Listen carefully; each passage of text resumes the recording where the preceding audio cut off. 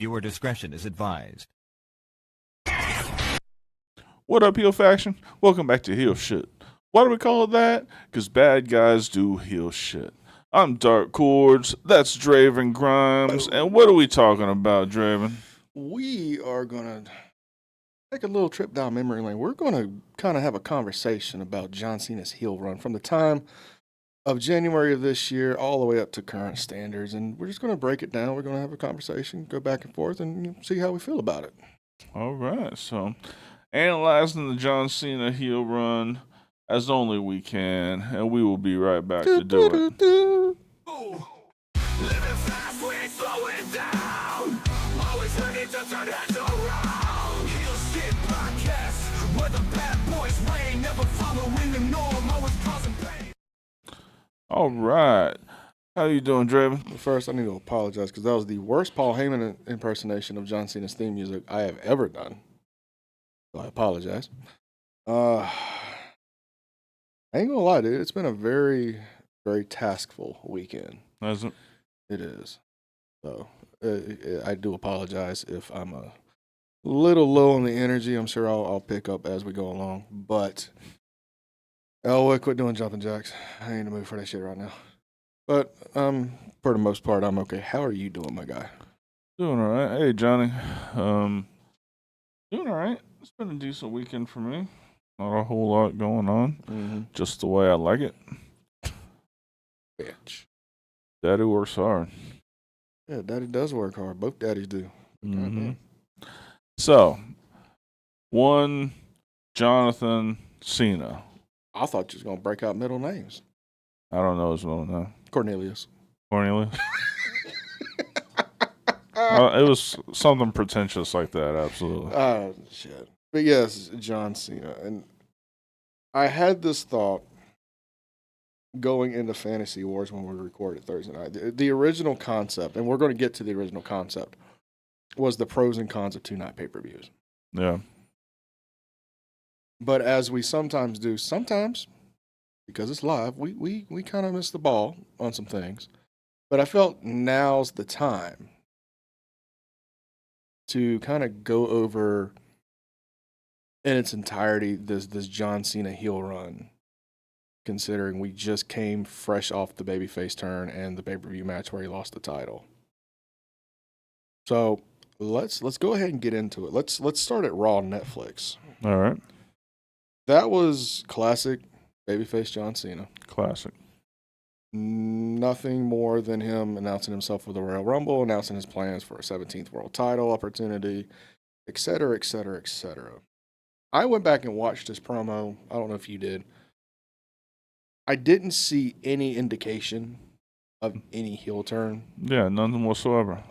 This felt just like a normal Cena. Yep, normal Cena. But it's as we progressed, we started seeing little hints here and there. Let's skip to the Royal Rumble. What up, James? Let's skip to the final two of the Royal Rumble. Okay. Jey Uso, John Cena. We were here. We were watching it. We were live. We were reviewing it. And we were both John Cena's winning this. Oh, there's yeah. There's when no it got doubt, down to the two of them, there was no doubt. But then Jey pushed him off the apron. And I think that is where just the sliver of thought of maybe having John turn heel. Now, I don't know if you finished watching Unreal on Netflix. I did. The actual thought process of the heel turn was a little further along than Royal Rumble. Maybe 2 or 3 weeks afterwards before everything actually got the ball rolling on that. Right. But going back and watching that, I kind of saw it a little bit. Did you? Yes. Just the look in his eye of how the fuck did I mess this up? And then the post show, the conference, where instead of saying he's going to earn an opportunity for Elimination Chamber, he's pulling seniority, he's pulling rank. Yeah. Saying, I've worked for this business long enough to say I'm going into the Elimination Chamber, which I was like, that don't sound like John. Yeah. That was my first little indication. That felt a little off. Yeah. But we let it slide. Hold on a second. Yep. What up, Thomas? What up, Brandon? Ralph? Frank? Michael? Good to see everybody. So we move on from that. And we get towards Elimination Chamber. I don't remember too much happening as far as the build-up for John Cena being there, other than the fact he announced himself at the post-show conference.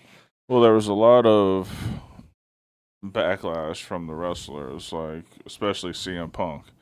Remember, he had a couple of promos digging into him about just saying he was going to be in the Elimination Chamber. But I'm talking about as far as him actually showing up on television and actually, doing anything. Yeah. Promos, backstage, anything. Right. Nothing was really done. And he shows up at Elimination Chamber. And this is the night everything changed. Let's get to the final three. It was Seth Rollins. It was CM Punk. John Cena. It was John Cena. John Cena. And when I pretty much confirmed it with myself this was going to happen, was the final sequence of the match. So for anybody trying to figure it out, CM Punk just pinned Seth Rollins. Mm-hmm. Cena and Punk went into a double down spot where Punk was hanging off the bottom rope. Yep. Seth curb stomped the shit out of him. The shit out of him. And instead of John Cena, quote unquote, doing the right thing, he took advantage of an opportunity and threw him in the STFU. But while doing so, screaming, "I'm sorry." Little bit of remorse there, but he did what he had to do. But as soon as I saw him slap that on, instead of checking on him, making sure he was like typical John Cena stuff, I knew something was up. I knew something was happening soon.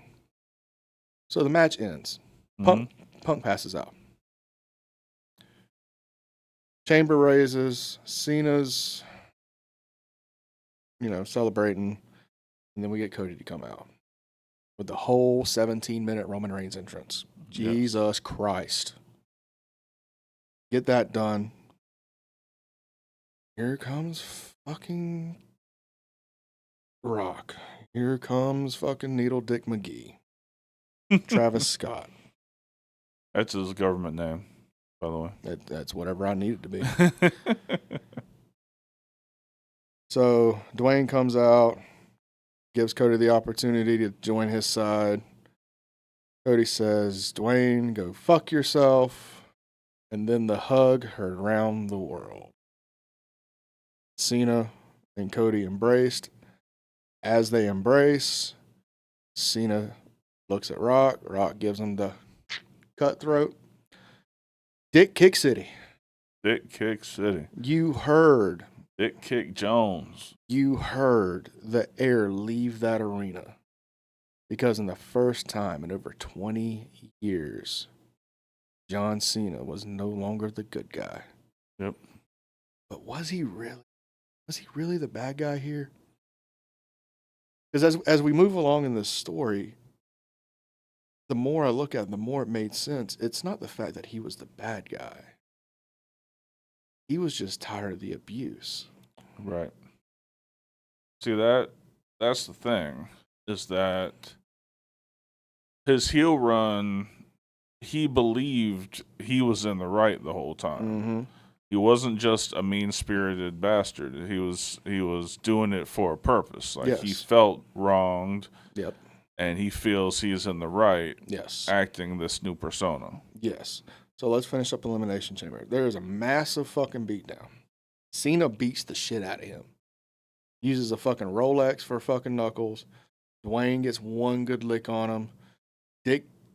Needle Dick McGee, Travis Scott, decided to bust a fucking eardrum with a fucking shoot shot. Mm-hmm. And I don't care how it looks on fucking WWE Unreal on Netflix. You can't sit there and tell me Cody was good with that. Yeah. You can't fucking sit there and tell me that shit. No way. That was a very very corporate answer Mm-hmm. to how do you feel about that slap. Mm-hmm. That wasn't even a slap, dude. That was a closed fist to the ear. Yeah. And Dwayne's telling him to lay it in. No. Travis should not have touched nobody. Travis shouldn't even have been there. Nope. I don't care what the future plans were for Travis Scott at this point. If he's not trained, he shouldn't even been in the ring, Not at all. let alone in the closing segment of essentially what is the moment of the year. Yeah. It bastardized it. But before we move on from Elimination Chamber, let's go ahead and knock out that first commercial break, and we'll come right back into it. All right. What up, Heel Faction? Today's day and age, internet security is of paramount importance. That's why today's sponsor is Surfshark VPN. Tell them about it, Draven. It was really quite simple. VPNs are the way of the future. Keeps your stuff secure, safe, and out of hackers' hands. You want to go watch Netflix over in Japan? Flip that shit over. You want to go watch the capital P word, and you can't because you're in one of these states that got it banned? Flip that shit over to another country. Really quite simple. Absolutely. Keeps your information safe, out of the hands of hackers. VPNs, as Draven said, are the future. If you use the link in the description, you can get Surfshark VPN for 88% off, plus 3 free months. Damn, that's quite a steal. Yeah, we're talking about less than $2 per month, plus 3 free months. If you sign up using the link in the description. Safe surfing, happy surfing, keep your shit safe. We'll get back to the show. All right, we are back. Yep, we are back. Premium membership? This is your plug. Oh, yeah. Your shameless plug. Yeah, my Good shameless plug. I want to remind everybody about the YouTube memberships. If you hit that join button right down here, we've got 2 tiers to choose from, starting at $1.99 a month. Gets all kinds of good perks on both levels. Check them out. We'd love to have you as a member. Amen. So let's recap a little bit before we move on, and I want to get your opinion on it so far. Raw Netflix, straight babyface. Royal Rumble, I started seeing the seeds get planted in the match itself. I didn't see the seeds get planted. Well, I mean, you kind of had to be blind not to say that there was something weird about. Well, no, the Royal Rumble still. I didn't. I started feeling that way when he just announced himself for the Elimination Chamber, And that's fine. But with me watching his facials and his body language, I was like, something's going on here. Yeah, no, I got you. But yeah, definitely the post-show media scrum was where the seeds truly got planted. And then, no show in the next 4 weeks going into Elimination Chamber, and then the bomb being dropped after the match, after he won. Yeah, I mean, starting with the STF after the stomp on through the dick kick. Mm-hmm. It was shocking, to say the least. I was more shocked about the finishing sequence of the match, more so than the actual turn. Because as soon as I heard Cody tell him to go fuck himself, I knew one or two things had to happen. Either the fans had to turn on Cody, which they're not going to right now at that point in time, or Cena's got to turn on the fans. Yeah, because you can't go into a WrestleMania main event for the title, babyface versus babyface. There's no way. But remember, the original idea was for Cody to turn heel. Was it? It was. Cody shot it down. He felt it was going to hurt his image. That's where the whole idea of John turning heel happened. And John was like, this is my final run. I'll probably never get an opportunity to do this again. Why not? Let's see how it works. Now, we leave Elimination Chamber and we go into the overseas tour.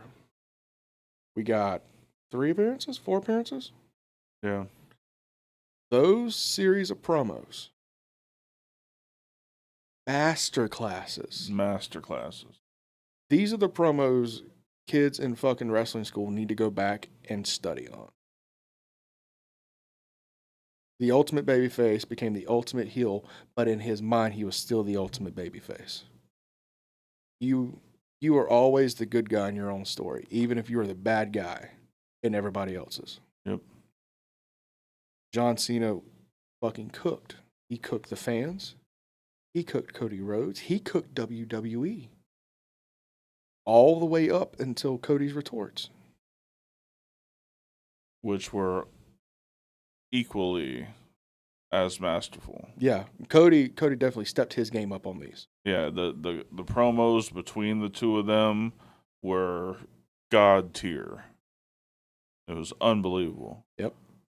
And then the week of WrestleMania happened.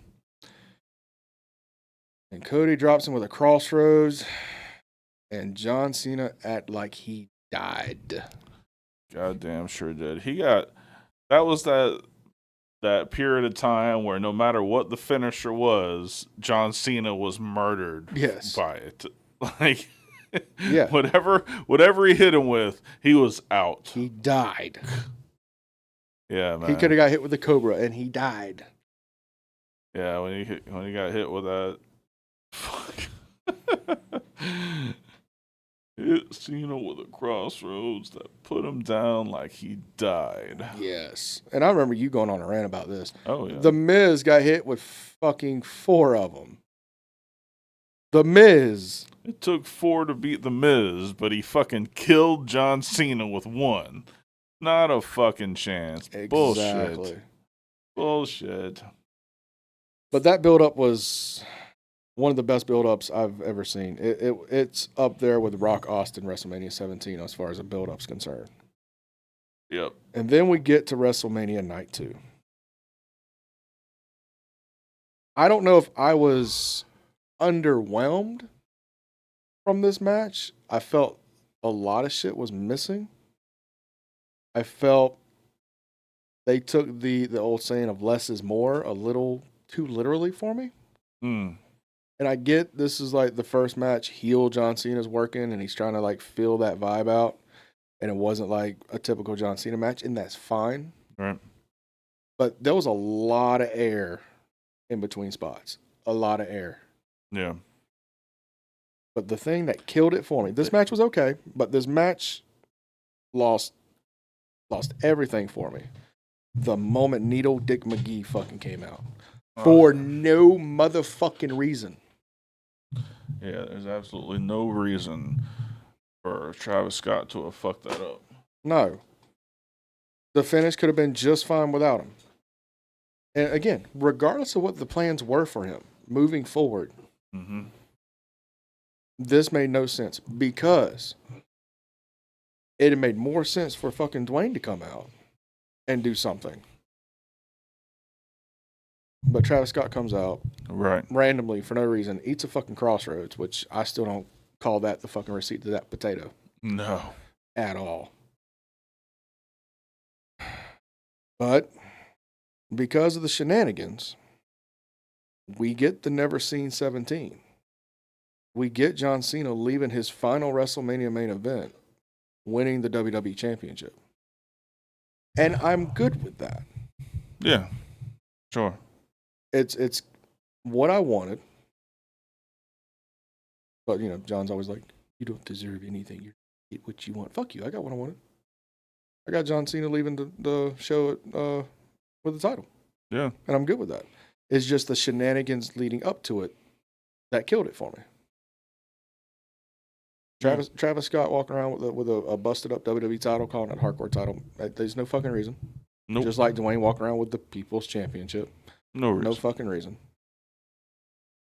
This just felt like, hey, we're just trying to put eyes on Travis Scott for a future thing. And that's fine. If it made sense. But it didn't. If you wanted eyes on him, have him go out there and fucking sing his fucking track. You had fucking time. Yeah. For God's sakes. But we moved from that into the Raw after WrestleMania. And this was the most excited I was. Because he went out there and he cut yet another great promo. But how did the promo end? With the 3 Most dangerous letters in sports entertainment. R-K... Oh, shit. And that killed Cena, too. Yep. I don't think he's gotten up from that one. No. He's still laying there. Yeah. But just how he reacted with, oh, shit. An audible, oh, shit. Yeah. As he's getting hit with, yeah. Beautiful. But it's that promo on SmackDown afterwards. That line of, you want to know why I didn't have any kids? Because I was too busy raising all of your kids. I spent the 25 years raising yours. Oh, my God. Yeah. Cena's nasty. He is. But in 2025, we have a babyface Randy Orton facing a heel John Cena. Bizarro world. But, you know, that match didn't disappoint. It did not. You know, the past couple of years, when the WWE titles defended after a WrestleMania, they kind of fall flat. A lot of times, yeah. This did not. This was, to me, and this is just my personal opinion, this was the best title defense of John Cena. And it's not just because I saw fucking 37 RKOs. Right. 17 fucking AAs. Because they know each other so well, and the background between John and Randy being the yin and yang to each other. And, you know, we've used that term for Punk and Cena as well, and we'll get to that soon. But to me, it's always been Randy to Cena, Rock to Austin, Andre to Hogan. Absolutely. Not even close. It just upsets me we got it that soon. Thank you, Anthony. Because there's no way anybody's going to lose a title that soon after winning something that prestigious and that record breaking. Mm-mm. So we all went into that knowing Cena's going to win.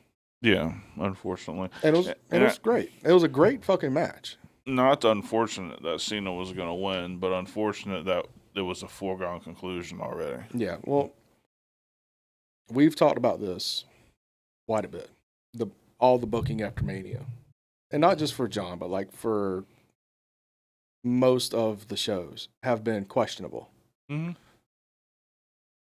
Like this match, I could have seen in Saudi Arabia. This match would have made sense for Saudi Arabia. Right. I've been good with it. I would have put AJ here in this spot, and Edgar's going to fucking say what the fuck he wants. I don't give a shit. Remember, one of AJ's best matches was the pay-per-view after WrestleMania against Cody Rhodes. Yep. In Paris. Mm-hmm. We could have relived that.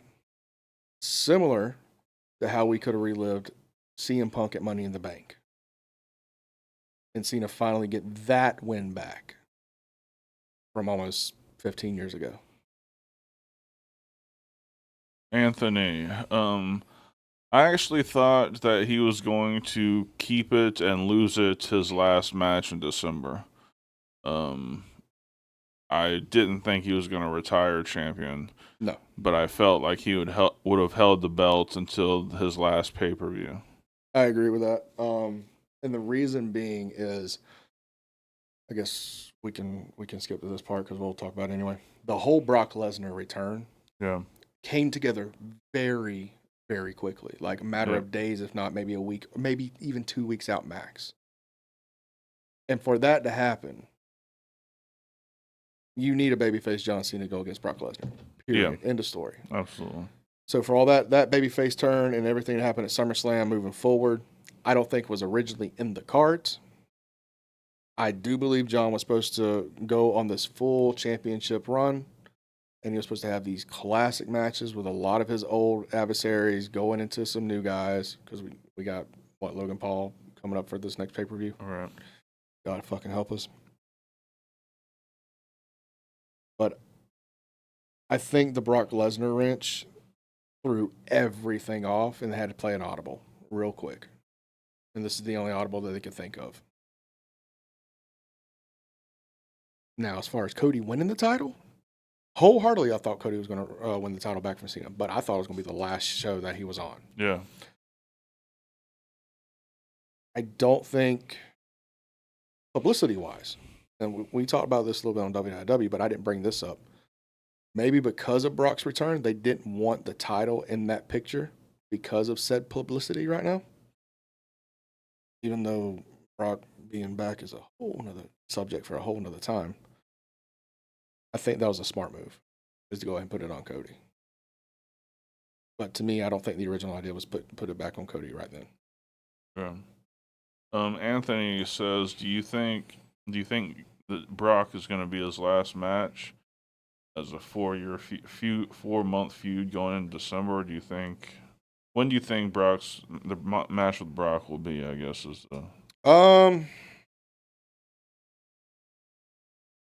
see, we got Clash in Paris coming up. I don't want to say it's going to be a Survivor Series because I feel like that'd be a waste. Yeah. I say probably the October pay-per-view. Yeah, that's what I was thinking. Whatever one they cram after Clash in Paris. Well, Clash in Paris is the August pay-per-view. I think they're going to have a September one and then go into the October. I think we're going to have an issue a situation to where Brock comes out after the Logan Paul match, beats the dog shit out of John Cena, and that keeps him off TV for a while. Because remember, this past SmackDown, he said he only has 11 dates left after Friday night. Mm-hmm. 11 dates spread across basically all of August, September, October, November, and December. That's pushing it. Yeah. I think they write him off TV for a month or two, have Brock go on a little tirade on Raw, SmackDown, wherever he is, have Cena make the return, make the challenge at the pay-per-view that he's working, and then it goes into the October pay-per-view. So do you think Brock will have a run outside of the Cena feud then? It's inevitable, but my number one question would be with who? Right. There's really no one left for Brock to feud with. He's feuded with Roman. He's feuded with Seth. He's feuding with John. What other big guys are there? Mm-hmm. Because if you put him with one of the smaller guys, it's inevitable. Inevitable. It's going to be a shit match. There's only been two people I've seen him work smaller that's been good matches. That was Daniel Bryan. That was AJ Styles. But I don't need to see AJ Styles again, as far as Brock Lesnar is concerned. Mm-hmm. We're not ever going to see fucking Daniel Bryan again in a Brock Lesnar match. The only thing I can think of is they call up somebody from NXT to work Brock Lesnar. But the only guy I can think of right off the top of my head is Obafemi. Yeah. Or depending on how long Gunther's going to be out with his nose injury, maybe we'll finally get Gunther and Brock. But to me, that ship has passed. Yeah, that ship is shut sail. I 2 years ago. I don't want to see that now. No. Anthony thinks that Gunther will be his last match. I have heard that he wants to wrestle Gunther.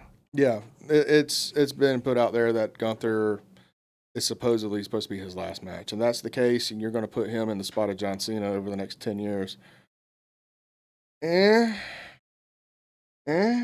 Not really digging that. I'd like to see Gunther and Cena work one time, but I don't think that should be the last match for John Cena should be the most memorable to cap off everything. And there's only one match I can think of to do that. And I know I was against this a few weeks ago, but the more I thought about it, the more it made sense. He still called himself the last real champion.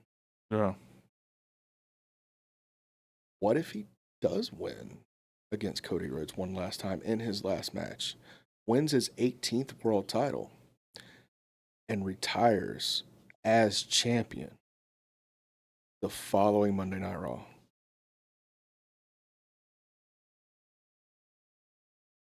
I wouldn't be mad at it. I wouldn't either. Out of everyone in the business that's ever come before or will probably ever come after, I think he's the only one that deserves that honor. Yeah. Not even necessarily to win the 18th title, but for him to retire legitimately on top of the world. No, I can get behind that. Yeah, let's throw it to a quick ad, and let's get back to the timeline we were at. Yep. Before, so, I want to introduce you to our new sponsor, W's Energy Drink, Jitterless Energy Blend.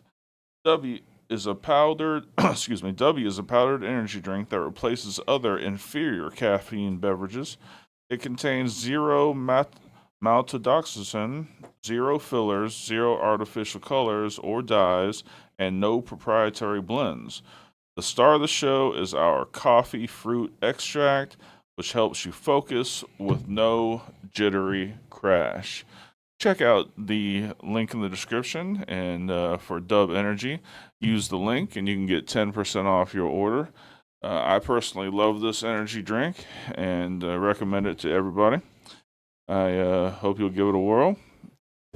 And we are back. I want to remind everybody about the YouTube memberships. If you hit that join button down here, you can, there are two options to choose from, starting as low as $1.99 a month. We'd love to have you as a member. 100%, brother, 100%. All right, so back to the timeline. We left off on Randy Orton's Backlash match. What was your thoughts of that build-up as well as the match itself?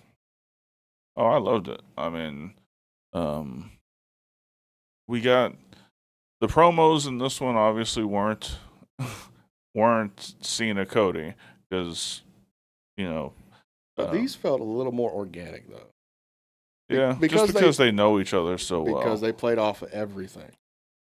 I liked the sneaky RKOs leading up to it.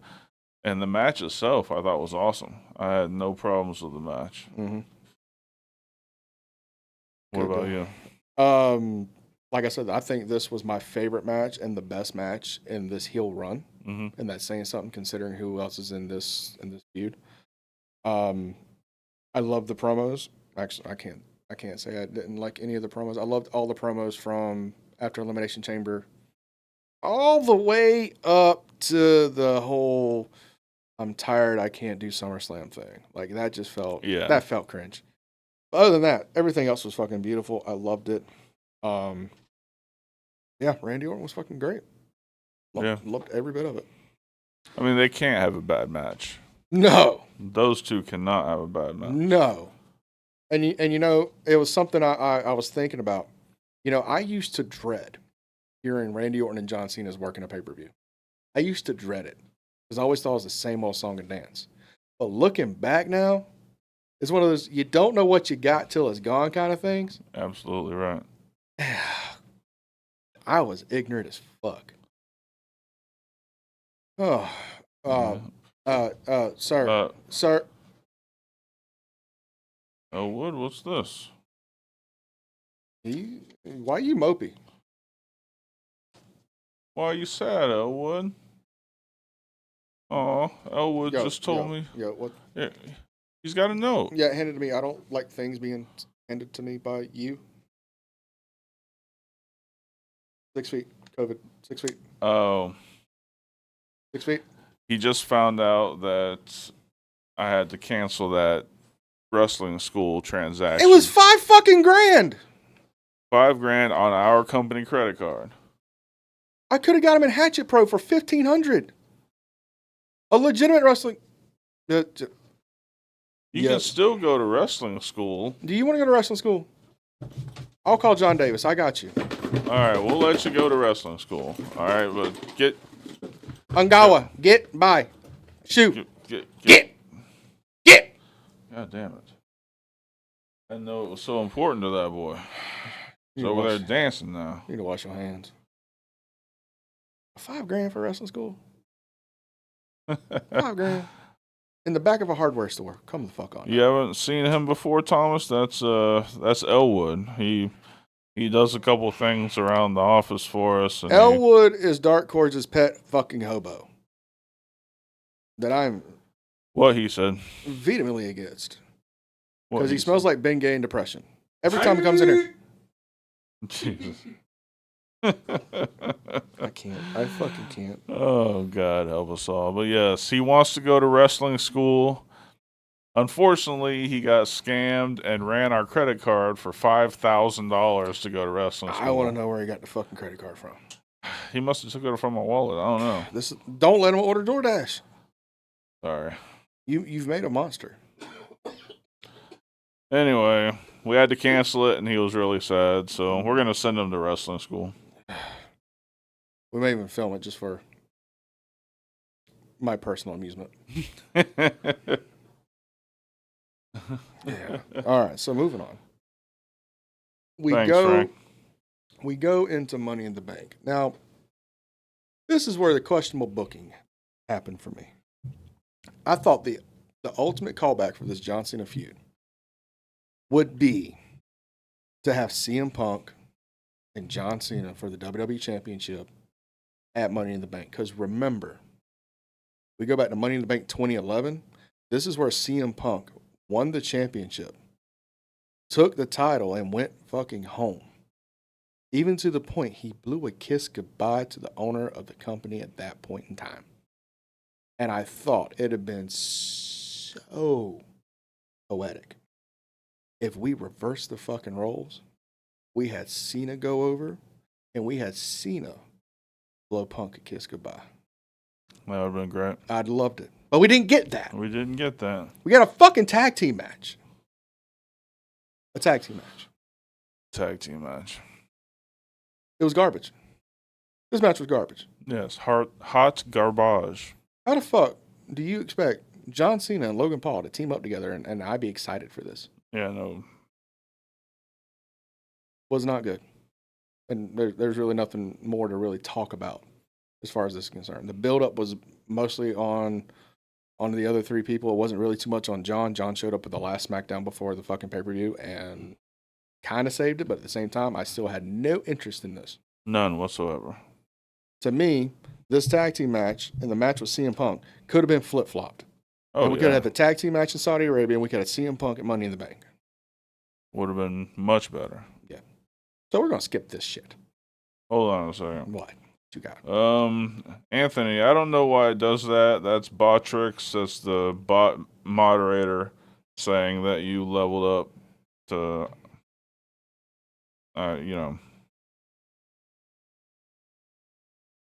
so nothing to worry about. What do you mean is Cena really a pro wrestler, John? Yeah. So it really depends on your definition of what a pro wrestler is. My definition of a pro wrestler is somebody that can go out there, entertain the fans, be safe, do his job, and everybody goes home. And he's done that for 20 plus years safely. Name me one person he is injured. I'll wait. Oh, no. Nobody. I'll fucking wait. I'll wait here for the entire day. Yeah, John Cena never injured anybody. Just because he doesn't have a very flashy repertoire like a lot of the newer generation guys do, that don't mean shit. John Cena does exactly what my trainer, your trainer, and a lot of older trainers have preached. Work within your means. Or as Dusty would say, do not do shit you do not know how to do. And whether that means you have the 5 moves of doom, or you're a fucking 3 fucking move pony, don't mean shit. As long as you're fucking safe, you were selling merchandise, you were putting ass in seats, you were making money for the company that you work for, you are a fucking pro wrestler. Yeah. I mean, John Cena's always going to be, in my top 5. Always. So yeah, he is a professional wrestler. Anthony, what set of matches did we like best between him and Edge or him versus Orton? I always loved Orton's. Orton. Hands down. Edge didn't have enough time to cook. And by the time he was really catching his own as like a main event singles guy, he got put over to SmackDown. But we had Cena versus Orton for over a decade. And it was that thing where they can stay apart, but when you need a good program, they can come back together. 100%. It's like the old version of Rhea and Liv. Yeah. You need it, they can always come back together. Yep. Anthony also said he thinks that for John is more that Vince shoved him down our throats instead of building him up organically. I can see that because way back when, in the way back when machine, I did feel like he was getting forced down our throats. But in retrospectiveness, how did Austin get over with us? He was shoved down our throats. How did Rock get over? Shoved down our throats. How did Hogan get over? Oh God! Shoved down our throats. Down your throats. And the difference, the problem is, it doesn't always work because they tried that shit with babyface Roman Reigns, 2015, and it didn't work for him. Yeah, which we're gonna be going into a whole program with that on Fantasy Wars this coming up week. Yeah, it's a lot of hit and miss, but it hit with John Cena. Yeah, and yeah, the best thing about pro wrestling is you can hate a babyface, you can love a heel. Yeah. You don't always have to acclimate to what the Fed wants you to do. And that was the good thing about John Cena, and he worked off that every week. How many times was he booed out the fucking building? But he still got everything over. He still stayed in character, and he still got his point across. absolutely. Yeah. John Cena is... The He's mold the was broken. prototype. The mold was broken. Yeah. I mean, he walked into that And that's just because he was called the prototype in OVW. that one night stand where everyone in the building wanted to If Cena wins Rewind. kill him. Yes. And I was one of them. you are? Yeah, I mean, he walked in there, handled his business, Got out. no problems, didn't break a sweat, just out there, he did his job, and, well... Let's see, Anthony, real quick. He thought Austin and Rock were built organically because everybody hated The Rock when he first debuted. Yeah, but once that switch happened, once Vince saw that there was money in The Rock, it was shoved down our throats. Yeah. Just like everything else. He always got the most mic time. Mm-hmm. You know, he was always involved in one of the top storylines. Yep. Always put in the main event slot.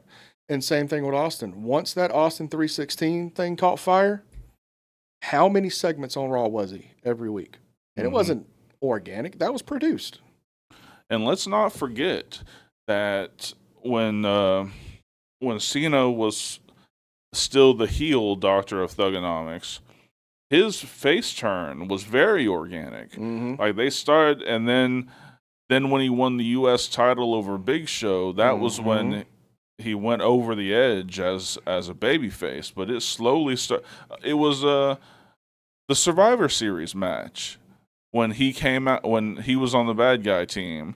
But every time he got tagged in, they would cheer for him, and he was like, Survivor Series 2003. "Yeah, Yeah. That was a very organic face turn for John." Yeah. Let's see. I think people hate John because they blame him for killing ECW and taking that title. John never won the ECW title. RVD won that title. Yeah. You wanna know what killed ECW? Calling that show ECW. Yeah. The one night stand shows, Masterclass, beautifully done. And if you would have called that third brand anything other than ECW, because when you put that name on a show, you bring that stigma, you bring that level of nostalgia. And they could not do that in 2006. They couldn't do. They were doomed from the very beginning. Yeah. The first match of the new ECW had a zombie in it. Versus a drunk ass Sandman. But remember, this kind of goes back to our fantasy awards about WCW. And it kind of like went to a tangent with ECW being a third brand on its own. In order for ECW to coexist, they needed to evolve. You know what I'm saying? Mm-hmm. And in my timeline, if you remember correctly, there was no Ring of Honor. There was no TNA.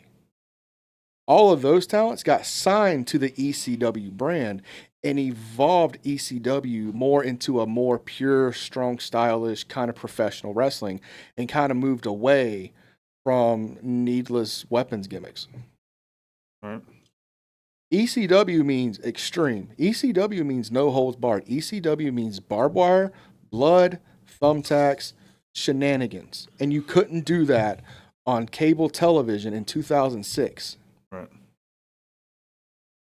ECW died quite simply for calling it ECW. Yeah.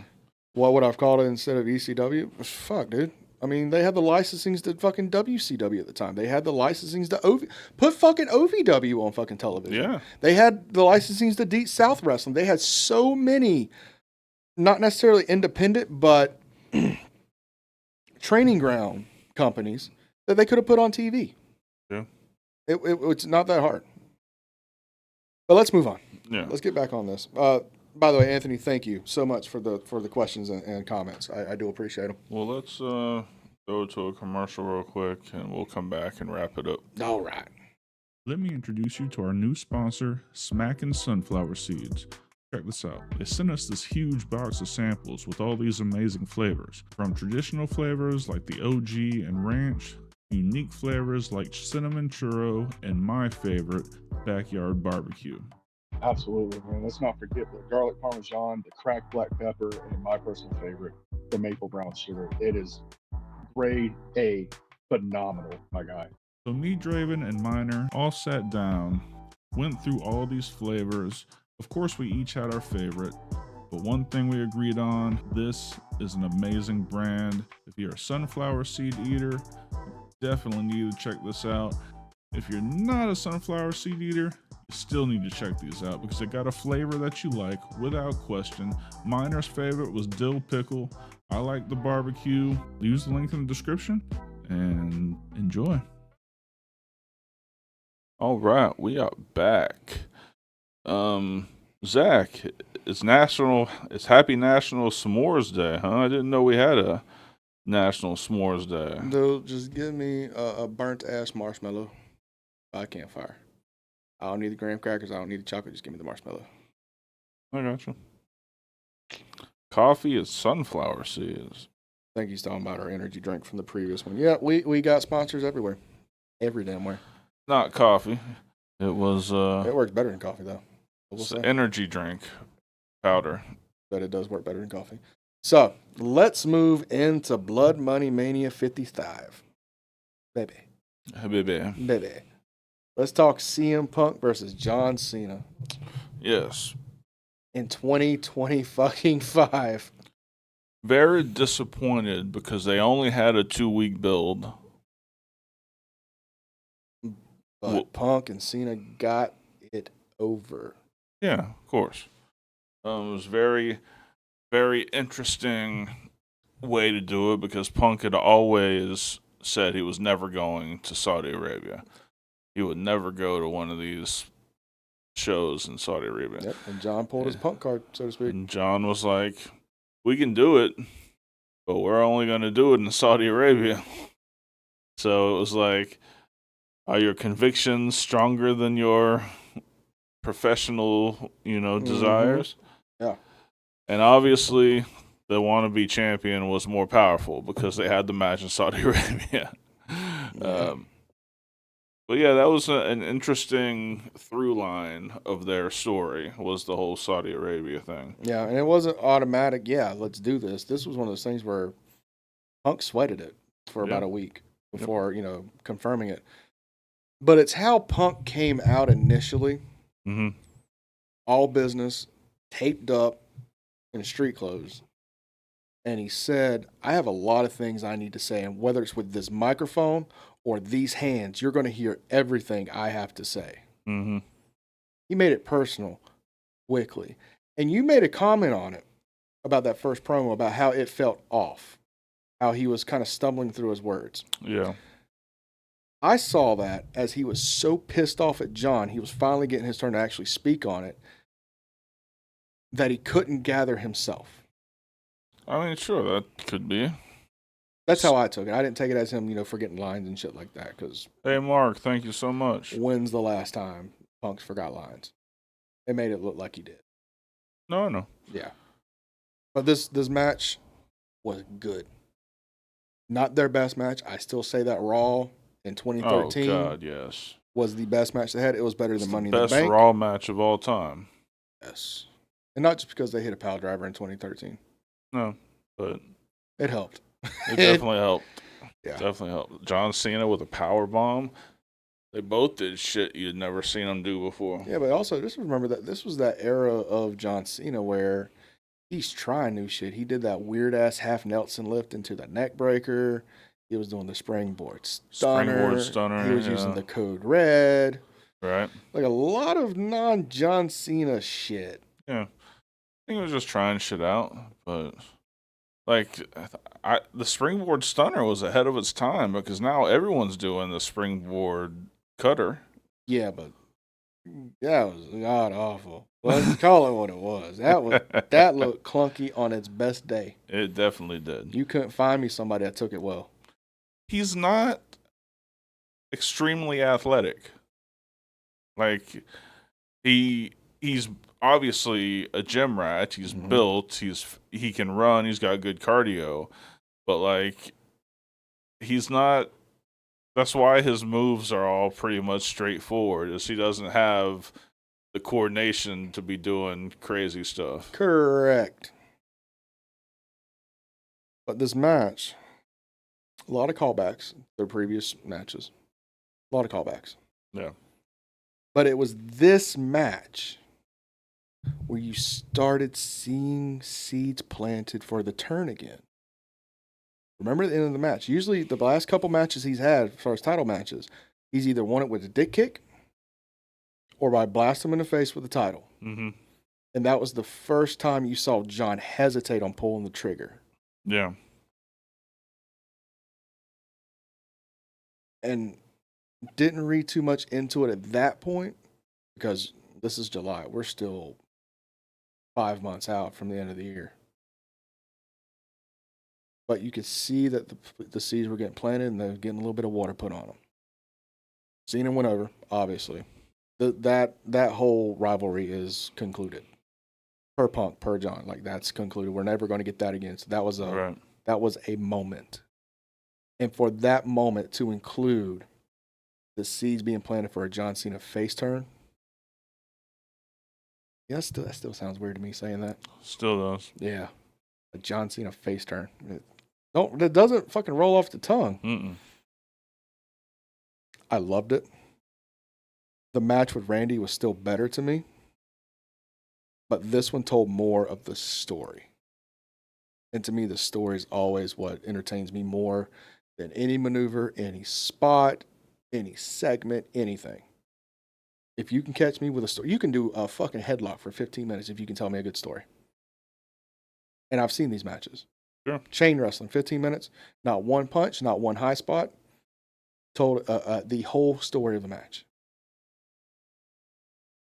And them two are in a masterclass. And you've heard that quite a bit on this show. But I wholeheartedly believe Because we're talking about John fucking Cena. Because John Cena is the masterclass. If there's a college for professional wrestling, he in himself is a whole semester. Mm-hmm.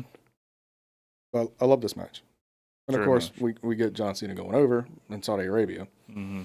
Because nobody ever loses their title in Saudi Arabia. Yeah.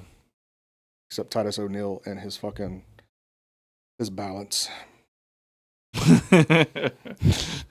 Funniest spot in WWE history. Dude, this still gets played. It gets played for all Royal Rumbles. Oh my God. Which, by the way, shout out to Braun Strowman for being the longest reigning champion in WWE. Well, yeah. He's still the greatest Royal Rumble champion. Yes, he is. God damn it. I'm just picturing fucking Titus O'Neil lumbering down the ramp, and He wasn't lumbering that. He was sprinting. he was running his heart out. And he just lost it. The only thing that would have made it better is like as he's going in, he goes as he disappears into the ring. He is so lucky he didn't hit a vertical beam. Oh my God. Like if he had went like head or shoulder first into Right. an actual post. You gotta think. Around that area is usually where the tables are. It's where the chairs are. It's where the toolboxes, the coolers, where all that shit is. Mm-hmm. I'm surprised he didn't knock a fucking leprechaun out the other side. Because there are legs of this thing that are not just the four corners. Yep. So There are supports under a ring. Maybe that's what we'll do next time we go to a show and we get some footage. We'll get a time lapse video of how a ring's actually put together, what's actually like on a ring. okay, I think that'd be a good one for yeah, our that might be premium. good. So let's move on. Indeed. Blood Money Mania was the finals of the King of the Ring. Jey Uso, Cody Rhodes. I thought Jey was winning again. To put him back in title contention for Gunther for SummerSlam. Yep. That's how I saw that going. Because remember, Jey losing the title to Gunther was only because they wanted Goldberg to have a championship match at Saturday Night's Main Event. Fucking kill me. So, really screwed Jey out of his title run. And I've seen a lot of people say that his title run sucked. It was this, it was that. It was premature. They pulled the trigger on the title change too soon to accommodate something else. Agreed. Like if the end thing was Gunther versus Goldberg at Saturday Night's Main Event in Atlanta, like they always said it was, why the fuck did you even let Jey win it at WrestleMania? Yeah. And I get it to have his fucking moment, but is it really his fucking moment when he's the first match of the first fucking night? When the fucking Royal Rumble winner is supposed to fucking main event WrestleMania? Not the runner-up of the Royal Rumble? Mm-hmm.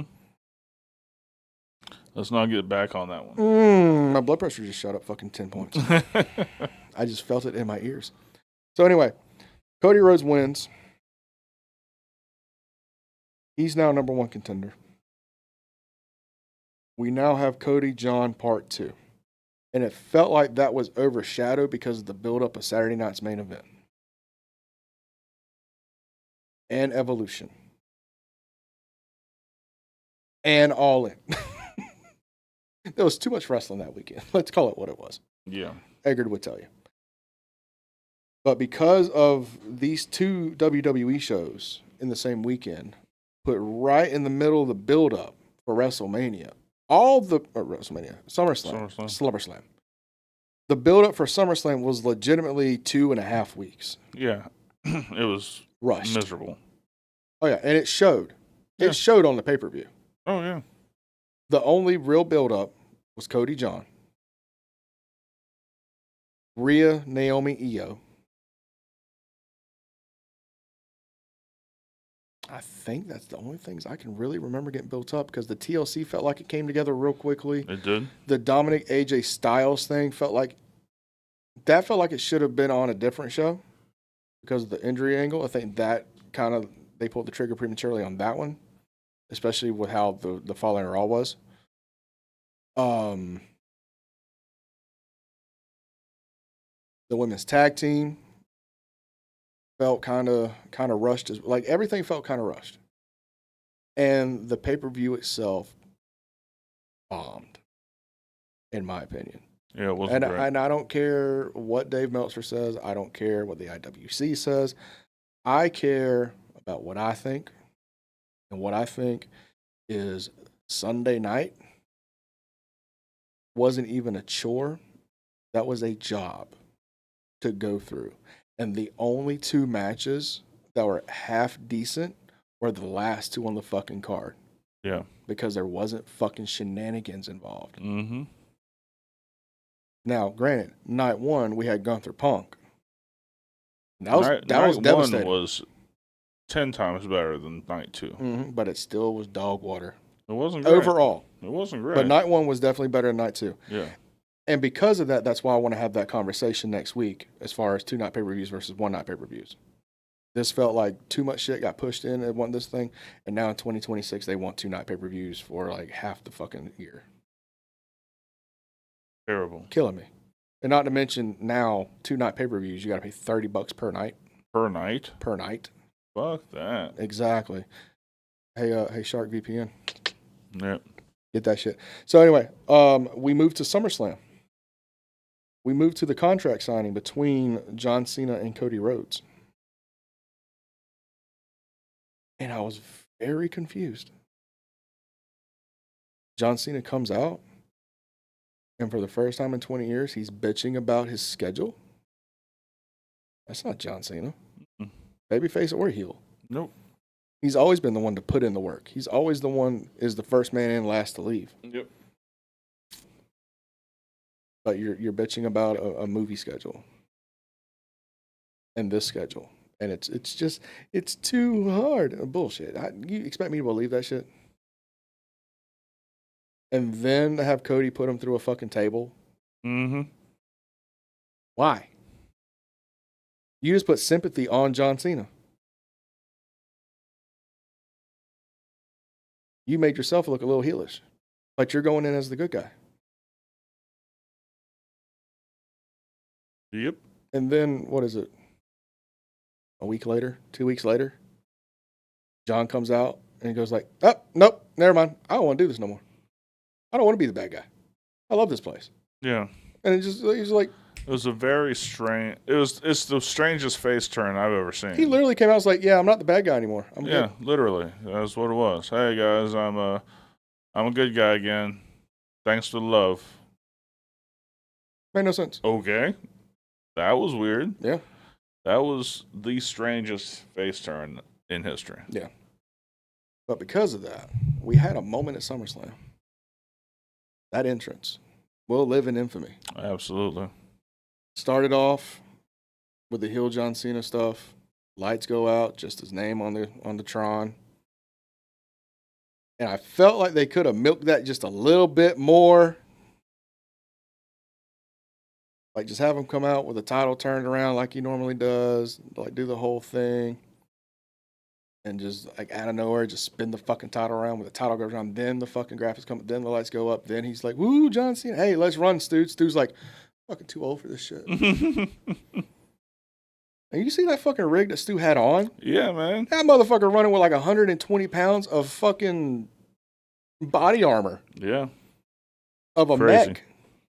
That dude's got to be... He's retiring when John retires. I promise you. He's like, the John Cena run's done. Not doing this. And he got to run that long ass fucking SummerSlam ramp. Like, God damn, son. I'm sorry, Stu. Someone get him some ice for his knees. Yes. Get some ice for my knees because I'm feeling it. But we have this match. And the whole time I'm sitting there waiting for the turn. I'm waiting for the heel John Cena to come out, and I thought I saw it. I thought I saw it when he came up through the stage with the fucking lights and everything, and he didn't even give him a fucking attitude adjustment. That was a fuck you. Dude, he yeeted him. Threw him 10 feet down the ramp. It was unbelievable. Yeah. God, the power that man has. At this age, holy shit, I can't even know. It's unfathomable how strong he would have been in his prime. You want to ask Big Show? He says he's the strongest guy he's ever been in the ring with. You want to ask Mark Henry? Does he say it too? Yep. You want to ask Brock Lesnar? Does he say it? Yep. Really? Yep. John Cena is a beast. Yeah. Still is to this day. White as fuck, but he's still a beast. He is a pale motherfucker. But we get to the finish of the match with the 17 fucking crossroads, and he died. Finally. Finally, after it's like you stabbed every part of the vampire except his heart at that point. You only got one other choice. Yeah, you grabbed that dick and stabbed it. God, dog. But essentially, the heel run is over. It is babyface John Cena, business as usual from here on out. Cody gives him the ring. The fans are chanting, "You deserve it. Thank you, Cena." All that shit. And then the one thing I didn't ever need happen again, fucking happened again. Here comes Brock. Here comes fucking Brock, which needs a haircut and a trim. This was the worst possible thing that they could do, in my opinion. And it's like one for one, the same shot from 2012 when Brock returned the first time from UFC. Yeah. Whole fucking thing, right up to the only thing he got hit with was a fucking F5. Why? Just been through a war. Yep. And I get it. Cena made the call that he wants Brock on this retirement tour. That's fucking great, but sometimes you gotta tell a motherfucker no. Yeah. And the way they're building Brock up now. Did you see the fucking post show? When Triple H was out there with all the fans behind him and they're chanting, "We want Cross." And then he goes, "You wanted Brock? You got Brock." Like, bitch, that's not what we said. No. At home, we could tell that wasn't what they said. It was fucking horse shit. But we have babyface John Cena. The heel run's essentially over. So what is your overall thoughts? I think they ended it too soon. Agreed. I think he should have turned back, but not until the end. The double turn needed to happen. Whoever he was going to work building up until that last match had to do a double turn with him. Yeah. To where he became the good guy and whoever he was working became the bad guy. Yeah. But it was too quick and too early, too quick, and too confusing. Weirdly done. Very confusing. Yep. I think the heel run was great. Yep. I love the heel run. It's this face turn again that's left me kind of confused. It's made me want to watch fucking WWE programming. Heel John Cena. Yeah. And again, he wasn't the bad guy. He was just the bad guy in your story because you didn't agree with his views. That's right. In 2025, Jesus Christ, how many people's like that now? If you don't agree with what I believe in, you're the bad guy. Yep. Beautifully done. I it. think he kind of lost the spirit of it a little bit, moving towards the babyface run. From I'm breaking up with you, fuck that kid specifically. That Brussels kid will never be the same. I spent 25 years raising all your kids. And it seems like after the Randy feud, that kind of just got swept under the rug. Yeah. And they were just trying to figure out how to make him annoying. And you couldn't. The fans didn't want that at that point. Right. Damn, I would like them to check in with that Brussels kid in 10 years and let's see where he's at. If he's been in juvenile hall, if he's been in counseling.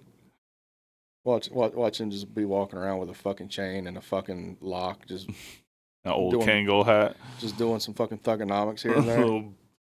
Yeah. I mean, fuck. What's that kid's name that Bailey fucked up? Izzy. Remember that kid Izzy? That was like the super fan of Bailey when she turned heel. Yeah. Like she turned that into like her whole wrestling story. Because Bailey disappointed me. Oh, is she a wrestler now? Yeah, she's a wrestler. Oh, wow. Yeah. Very cool. She's 19. She's trained up. She's working Florida shows, Georgia shows. Like she's on it. She's good for her. She's on the road. Good for her. Maybe that kid's just gonna be like the John Cena version of that. Because she comes out exactly how Bailey looked when she was a hugger. Same kind of gear, same kind of offense. I got you. What if he just came out fucking chain gang style? I wonder what happened to Nicholas, Braun's tag team partner, the youngest tag team champion of all time. He graduated high school. Did he? He did. Good for him. Yes. Good for him. He's not getting royalties. No? No. All right. I think we beat this down. I really enjoyed this. Yeah, I did too. As a matter of fact, this kind of gave me an idea.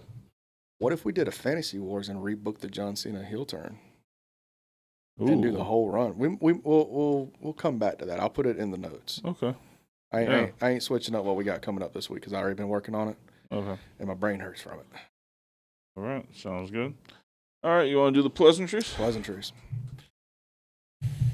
Ladies and gentlemen, do not forget this Tuesday night is WIW Weekend Wrestling with your boys Dark Horse, Draven Grimes, and Edgar from the Snug Wrestling Podcast. I don't feel like bashing him and his Logan Paul shit. I got to listen to that shit enough coming up this week. Do not forget this Thursday. Fantasy Wars. And we kind of mentioned it early on the show, but what if 2015 Roman Reigns got over and was cheered instead of booed throughout that entire run? Not gonna lie, this has probably been the most difficult one. Sounds it. Because I'm only about halfway done, and usually by now I'm completely done. There's so many things I've had to go back and rewatch and see what could have been done differently here, what worked here, et cetera, et cetera, et cetera. So it's been a task. Been a fucking task. And of course, every Sunday is the original HSP, the original Hill Shit podcast with Dark Courts and Draven Grimes. Where this coming up Sunday, we are going to do the pros and cons of 2-night pay-per-views in 2025. We may have a special guest or two coming on that one, to be determined. As always, card is subject to change. But get ready. Make sure that cup is full. Have a couple snacks with you because we're going on a ride. All right. And let's see. Don't forget our new show, The Booker's Table. Dark, would you like to go over that real quick? Yes, The Booker's Table is a new podcast. What we do is we take the weekly television shows. Right now we're doing Raw and we're doing AEW Dynamite. We break them down segment by segment, tell you what we liked about them, what we didn't like about them, the good, the bad, the ugly. And we do it the first hour one day and the second hour and the overruns the next day. All you got to do is search The Booker's Table on Apple or Spotify or wherever you get your podcast. Hey, Kane, you've listened to it? I appreciate that, though. Beautiful. As well as, I don't want to pull it out the bag yet, but within the next week or so, we will be having a brand new interview up on the YouTube. Be looking out for that. Some would say it's very intellectual, so to speak.